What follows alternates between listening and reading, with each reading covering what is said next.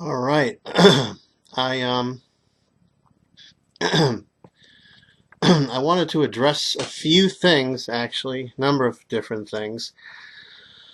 Um, I keep on seeing some of the uh, popular atheist arguments against God. I mean, you just see them over and over again on the internet. One of them that not too long ago, I heard someone saying something to the effect of that God poured out his wrath on innocent people. And to people who say that, I just want to ask them, have you actually read about those people in the scriptures? Have you ever read Deuteronomy? Uh, have you ever read Leviticus 18 that speaks about the sins of the uh, pagan nations? Leviticus 18. Have you read Deuteronomy 20:23, where it says, God says, "You shall not follow the customs of the nation which I will drive out before you, for they did all these things, and therefore I have abhorred them." I'm going to ask you, if you have a Bible, to go to Deuteronomy chapter 20, verses 10 to 18. And this is Deuteronomy 20, verses 10 to 18, is a place that has been greatly abused and misrepresented by atheists, enemies of the Christian faith. So if you have a Bible, I'm gonna be going through that and commenting on it. In Deuteronomy chapter 20, verses 10 to 18. When you approach a city to fight against it, you shall offer it terms of peace. If it agrees to make peace with you and opens to you, then all the people who are found in it shall become your forced labor and shall serve you. Okay, now here we have biblical slavery, but a slavery with God's people in command that had laws that prevented pagan nations from sacrificing their children to pagan deities. Look at Leviticus chapter 20. Um, However, if it does not make peace with you, but makes war against you, then you shall besiege it. Now, the people who they allowed to survive, this is an opportunity for those pagan people who did all these evil practices, sacrificing their babies to pagan deities. This is a chance for them to actually get to know the true God, who God is, so that they would no longer be under the wrath of God. An opportunity for that. When the Lord your God gives it into your hand, and you shall strike all the men, okay, because the men with the soldiers, you strike all the men with the edge of the sword. Only the women and children and the animals and all that is in the city, all its spoil you shall take as booty for yourself, and you shall use the spoil of your enemies, which the Lord your God has given you. Thus you shall do to all the cities that are very far from you, which are not of the cities of these nations. I'm sorry, thus you shall do to all the cities that are very far from you, which are not the cities of these nations nearby. Now, atheists like to twist scriptures like this and say God had his people rape women, which is not true. There were laws about not mistreating captive women in Deuteronomy chapter 21. Rape is a sin. A woman is supposed to try and resist that. Deuteronomy 22, chapter 22, verses 23 to 24. Okay, now only in the cities of these people that the Lord your God is giving you as an inheritance, you shall not leave alive anything that breathes. You shall utterly destroy them, the Hittite and the Amorite and the Canaanite and the Perizzite. the Hivite and the Jebusite, as the Lord your God has commanded you. And why? Because the next verse says, so that they may not teach you to do according to all their detestable things which they have done for their gods, so that you would sin against the Lord your God, like sacrificing babies to their pagan gods. Now, with the babies involved there, I did a video on Age of Accountability, so you can go to my YouTube channel. God saved those young ones from growing up in an evil pagan culture that would lead them to hell. As far as the adults, some people say God is unjust for treating people like this. No. All of us have sinned, and all of us deserve God's wrath because God is ultimately holy. James 2:10, it says, whoever keeps the law and yet stumbles in one point, he has become guilty of all. So God's ultimate holiness demands wrath on all ungodliness. That's in Romans 1:18. The only way a person is saved under the new covenant is through a relationship with Jesus, of course. That's what I just read to you has been so the ignorance of people who just repeat the same arguments over and over and over again because they read it on a website or whatever. I don't understand. Another thing, I don't understand when people say, well, the Old Testament, yeah, that was a lot of wrath there, but the New Testament, it wasn't as harsh. I mean, I don't understand when people say stuff like that because, I mean, in the Old Testament, God said not to commit adultery, but in Matthew 5:28, Jesus said, everyone who looks at a woman with lust for her has already committed adultery with her in his heart. Or the parable of in Luke 19 about the people who rejected Jesus' lordship over them. In verse 27, Jesus said, these enemies of mine who did not want me to reign over them, bring them here and slay them in my presence.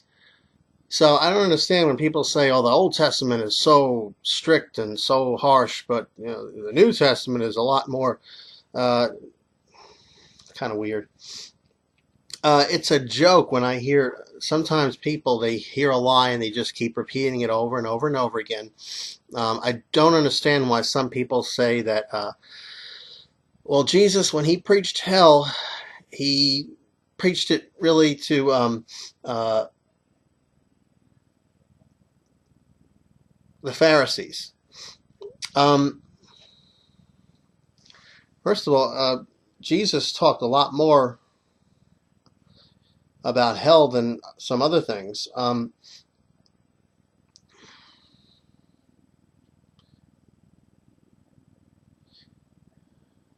If you go to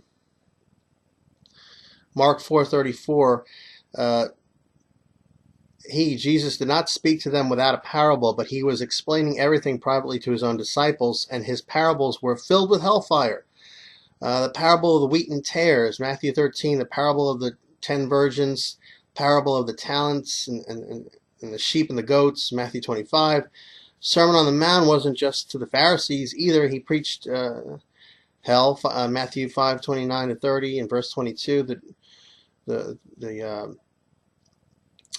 dragnet in Matthew 13:47-50, or Jesus teaching the apostles about forgiveness ended with hellfire, Matthew 18:34-35. Jesus as the vine in John 15:6. Jesus was preaching hell to his apostles at the end of Matthew 24. So I just don't get when people say stuff that Jesus mainly preached hell to the Pharisees, or he only preached hell to the Pharisees. It's kind of weird. Another thing I just wanted to throw in there about, I can't believe how many people I had to debate on the internet who call themselves Christians who are against lordship salvation. That's just, I just don't get that. I mean, for you to be for the free grace theology, the against Lord, I mean, that has to be just people who are they know it's a lie and they want to believe it, and they, just like Romans, Romans 1 says, they get delivered over to a lie, because it's not really difficult to see the doctrine of lordship salvation all over the Bible. I mean, what are you going to do with verses like John 15:14? Jesus said, "You are my friends if you do what I command you." Or 2 Corinthians 13:5. Test yourselves to see if you are in the faith. Examine yourselves, or do you not recognize this about yourselves, that Jesus Christ is in you, unless indeed you fail the test. Or James 1:23-26. If anyone is a hearer of the word and not a doer, he is like a man who looks at his natural face in a mirror, for once he has looked at himself and gone away, he has immediately forgotten what kind of person he was. But one who looks intently at the perfect law, the law of liberty, and abides by it, not having become a forgetful hearer but an effectual doer, this man will be blessed in what he does. If anyone thinks himself to be religious and yet does not bridle his tongue but deceives his own heart, this man's religion is worthless. Or James 2:19, you believe that God is one, you do well. The demons also believe and shudder. Or Galatians 5:19-21, the deeds of the flesh are evident, which are immorality, impurity, sensuality, idolatry, sorcery, enmities, strife, jealousy, outbursts of anger, disputes, dissensions, factions, envying, drunkenness, carousing, and things like these, of which I forewarn you, just as I have forewarned you, that those who practice such things will not inherit the kingdom of God. Or 1 John 1:6, if we say we have fellowship with him and yet walk in darkness, we lie and do not practice the truth. If you believe in that free grace theology, honestly, you make God sick.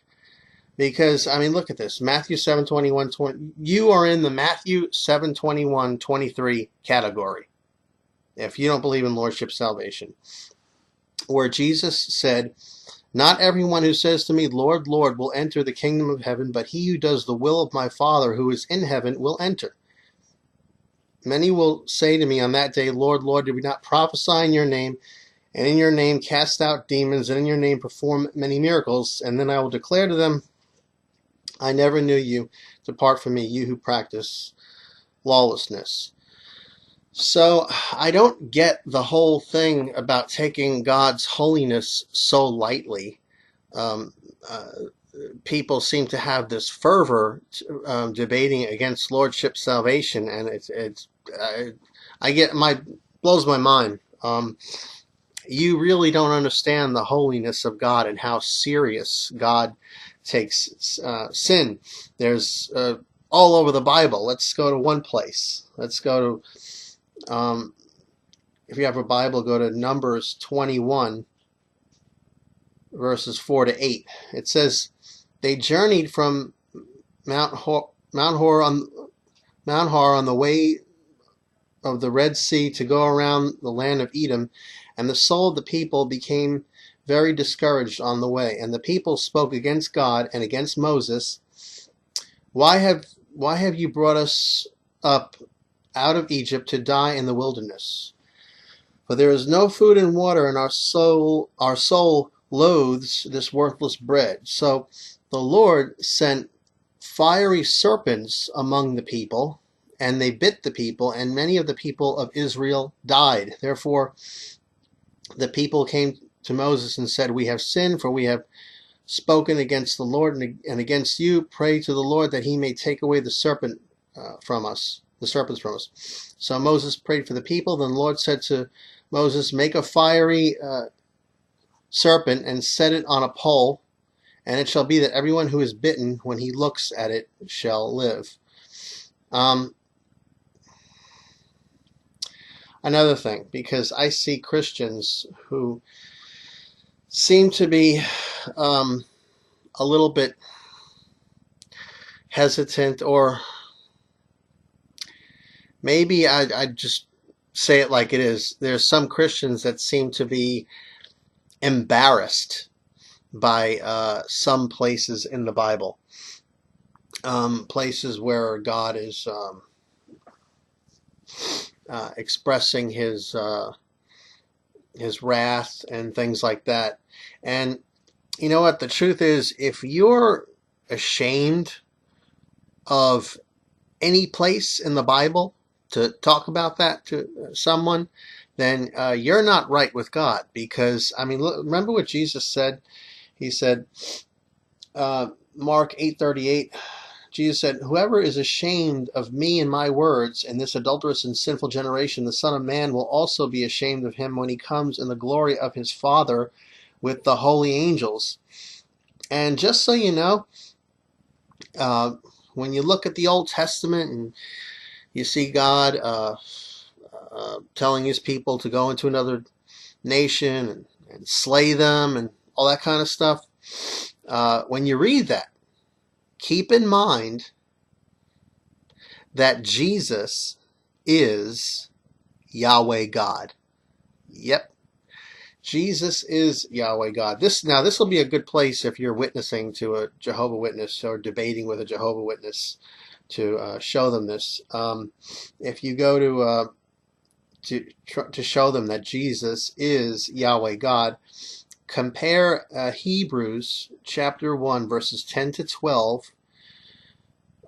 Hebrews 1, 10 to 12 with Psalm 102 verses 25 to 27, and compare John chapter 12 verses 37 to 41, John 12, 37 to 41 with Isaiah chapter 6, the first 10 verses of Isaiah chapter 6. So just wanted to address a few of those issues.